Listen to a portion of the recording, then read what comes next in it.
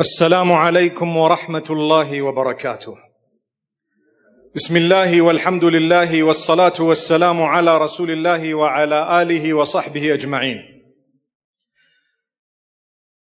There comes a point in our lives when we realize that we actually need to prepare for the hereafter. That point comes about earlier for some people and a little bit later for others. May Allah never make it too late. A realization that I need to prepare for paradise. I need to work towards my hereafter. Your friends have passed on at times. You've been through a major loss, a huge challenge, and that brings about this realization. But then, I'm sinful. I've committed so much of wrong in my life. Where do I start? What should I do? These are questions that are privately asked within oneself, that sometimes they cannot communicate to others. You and I know exactly what we have done, and we know no one knows it besides us. I'm talking of evil and bad and sin. But now that the realization has come that I need to build my hereafter, will Allah accept me? And how will I prepare for paradise? How will I even deserve paradise when I've been far away from my Lord? I haven't done the basic things He's asked me to do. And so I tell you what, you need to build a connection with the Qur'an. That's what it is. You need to build a connection with the message that came to you, telling you what to do, what not to do, and what the Lord who created you wants you to do. So at that juncture, you start realizing He's merciful, He's kind, He's compassionate, and He loves those who are merciful, who are kind, and who are compassionate. Ar-Rahimuna yarhamuhumur Rahman. Those who have mercy, the most merciful has mercy on them. Ooh, subhanallah. When I look at that and I start thinking to myself, there is a narration of the Prophet Muhammad, peace be upon him, telling us that Allah's mercy outweighs the mercy of a mother. So many-fold, no comparison. Would your mother cast you in hellfire? The answer is no. Well, what do you think Allah is going to do, especially when you're apologizing, or the correct term is when you're repenting, seeking forgiveness? Allah says, once you seek that forgiveness, once, and your sins are wiped out. You don't even need to doubt it. Doubt in whether or not your sins are forgiven is actually from shaitan, from the devil, not from Allah. Allah says, لا تقنطوا من رحمة الله إن الله يغفر الذنوب جميعا. Don't ever lose hope in the mercy of Allah, because He forgives all the sins, no matter what was done. Whenever you have the call within yourself that I need to turn, follow it up and turn for the sake of Allah. No matter what your age is, you can stop your bad ways, you can make amends, you can start afresh, and you can achieve. So don't lose hope. And I start this way for a reason. All of us at some point have sinned, and we continue to sin. It's never because we are defying Allah. It's never because we don't believe in Allah. It's never because we think we know better. But it's always, in the case of a believer, because of the weakness of humankind. That's what it is. I'm weak. Allah's created things that are beautified. And sometimes I fall, I falter. I'm human. Oh Allah, forgive me. You created me human. A point of comfort for me all the time is to look at Adam alayhi salam, and I think, you know what? He's actually, what can I say, my great, a few more greats grandfather. Right? And yours. And Allah told him, do whatever you want, but don't do one thing. And that's the exact thing he did. That's exactly what he did. That brings a little bit of hope in my heart to say, Well, if I've done something Allah told me not to do, not because I am defying Allah, but for my weakness, when I say, رَبَّنَا ظَلَمْنَا أَنفُسَنَا وَإِن لَمْ تَغْفِرْ لَنَا وَتَرْحَمْنَا لَنَكُونَنَّ مِنَ الْخَاسِرِينَ. Oh our Lord, we have wronged ourselves. I did something wrong against myself. And why we say against myself? No matter what wrong you do, you never affect Allah negatively. Impossible. It's you who affects yourself negatively. So that's why we say, ظَلَمْنَا أَنفُسَنَا. We've wronged ourselves. And if you don't forgive us, and if you don't have mercy on us, we will be the losers. You don't lose, oh Allah. You're not just a winner. You are the creator and controller and owner of absolutely everything, myself and all other creatures included. And so, when we say that, Allah says, you're forgiven. Did you really mean it? Yes, I did. Forgiven. And then you and I fall back into the same sin a little while later, somewhere down the line, and then we find ourselves again thinking, oh, what did I just do? As soon as the sin is committed, you start regretting and saying, why did I do this? Did I really have to? You know, I'm becoming older. I could die at any time. My friends are gone, or someone went, or look at the loss I suffered. Perhaps I might suffer another loss because of what I have done. But then you've got to know, Allah says, turn back again. Come. We know you did it again. We know you did it a third time. We know you did it 4 times. It's okay. Come. For as long as you keep seeking the forgiveness of Allah, Allah promises you, I will keep forgiving you. May Allah have mercy on us. So we're talking about the Val Women's Forum. Right? I was introduced to it. I'm from Zimbabwe, by the way, not from South Africa. As much as yesterday when they asked me in the rapid fire questions, Azadval or Lens? They don't realize I'm married in Lens. What can I say? I say Azadval, I'll probably be in a big mess. May Allah subhanahu wa ta'ala protect us. But nonetheless, I was introduced to the Val Women's Forum. See, it says here, VMWF, the Val Muslim Women's Forum. A few days ago by Qari Naeem Chunara. He told me, you know, the Val Muslim Women's Forum, they're having a 30-year function and they want you there. And then he sent me screenshots of someone's communication with him. But I told him, look, I can come, but maybe we have to adjust the dates. And mashallah, they adjusted the dates. Now I was curious, what's this organization all about? Right? And when I figured, I knew a few things about it without asking them. Do you know what I knew? I knew that when they established themselves, they must have faced a lot of flack. Did it happen? Can you answer loudly? Yes. That's why they're successful. People must have called them names.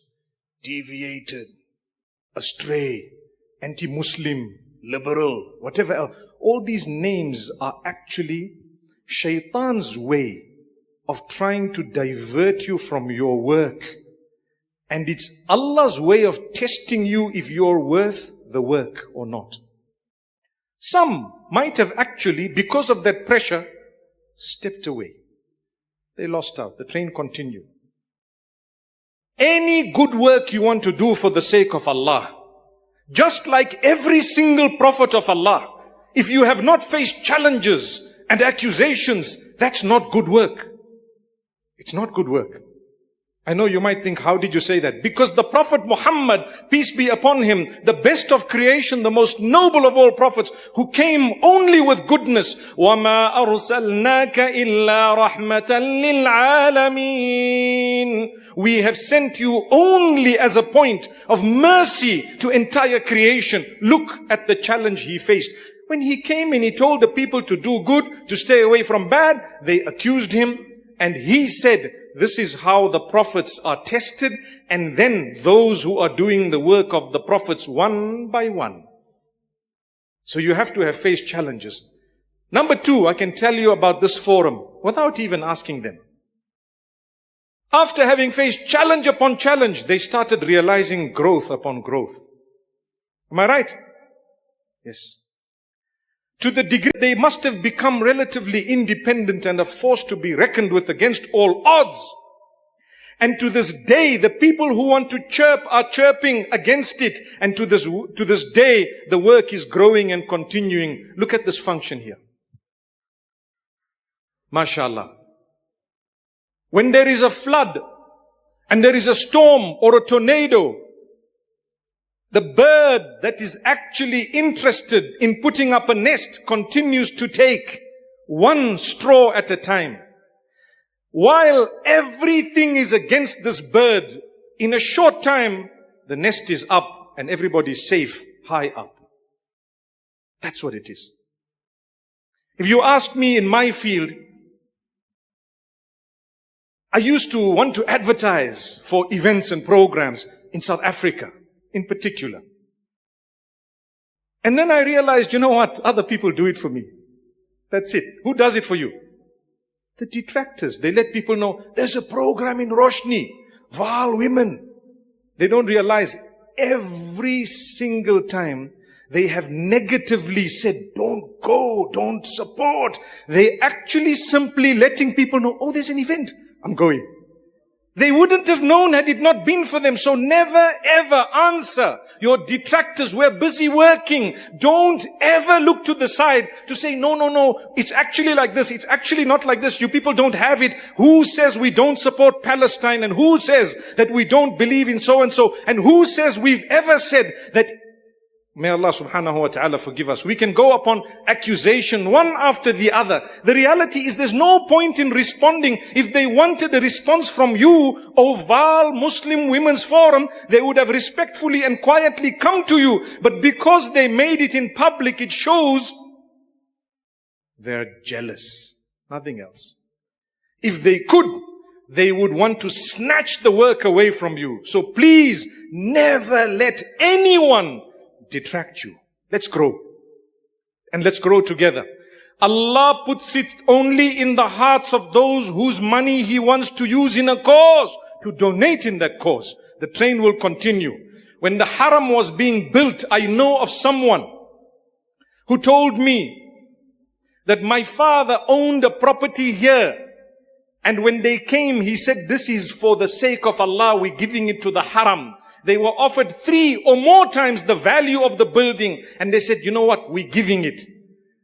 And so he said, all our friends were telling us, but the government is offering you so much more. Take it, their money. He said, you know what? We don't want the money. And then he was telling me, the amount of barakah that's come to us is 100 times more than the value of that property. And others were given, and it was not wrong to take that money. And so I said, I'd like to meet your father. And one day he took me to his father. And his father, an elderly man, passed away now. Allah grant him Jannatul Firdaus.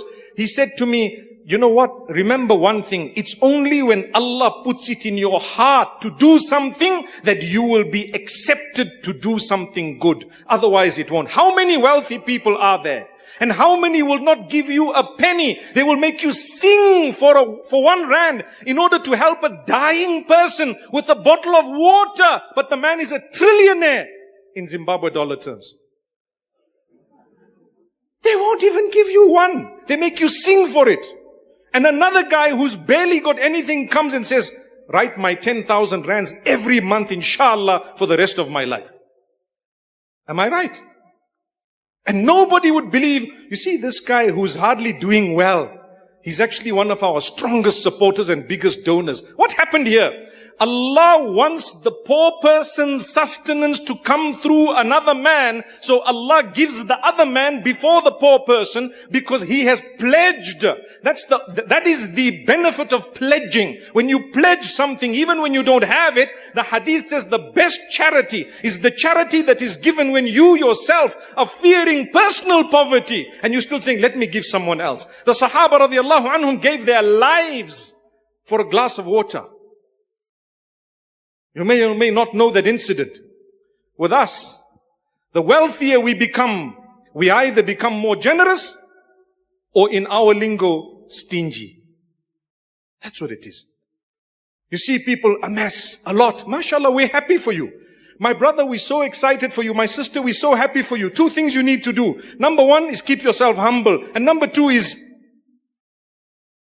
use whatever Allah's given you to buy what?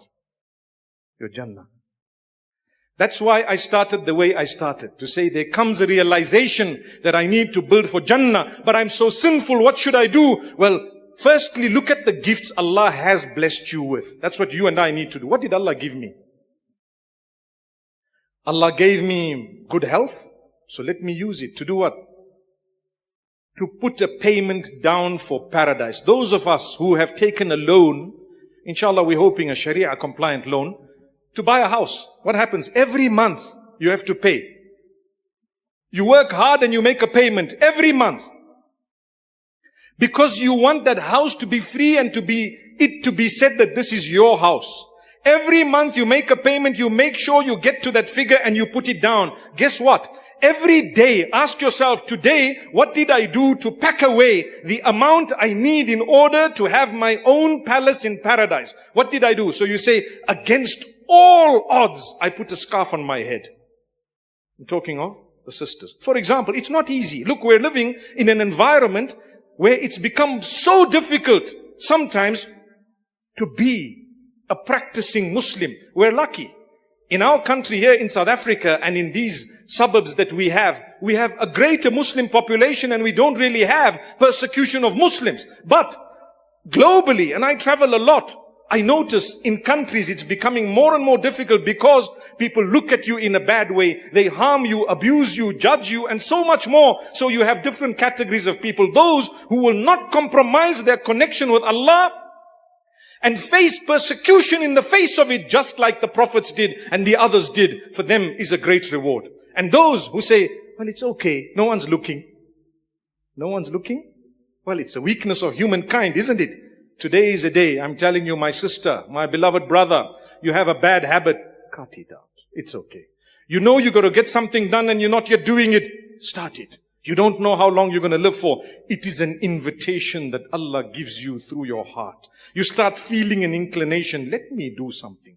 I was saying, you pack away for paradise. Every day I did good deeds. I did something. What am I doing? My deeds are being counted and they're being put away. And if I can become a beautiful, humble person in the process, I will definitely see the fruit of this in my life and the next. I can tell you another thing about the sisters whose names were recited so beautifully by the uncle who came across here.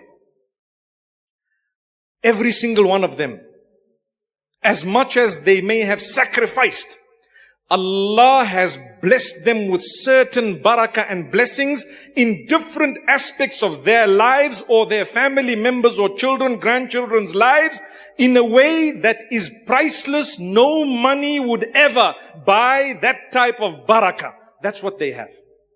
I guarantee it. It's not even a matter of doubting it. Because the minute you are concerned about another person's well-being, Allah is concerned about your well-being and takes care of your circle. Some might say, well, you know, I was with this group, for example, or whoever, I was a humanitarian, but I suffered a divorce. I went through all of what you might think in inverted commas was what you suffered is actually a blessing of Allah. Where you are today and where you were 20 years ago, tell me. Are you not in a favorable place? What happened? Give. Hadith Qudsi says, Anfiq yabna Adama unfiq alayk. One of my favorite hadith. Allah is telling you, O son of Adam, spend and I will spend on you. Imagine, spend and I will spend on you.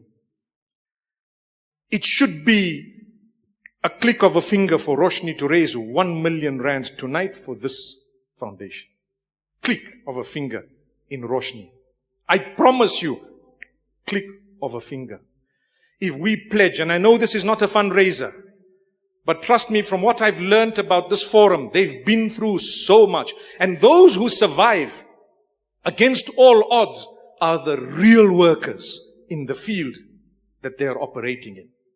Especially when we're talking about something to do with pleasing your maker. Look at the motto here. service for the pleasure of Allah. Well, we're going to keep doing it.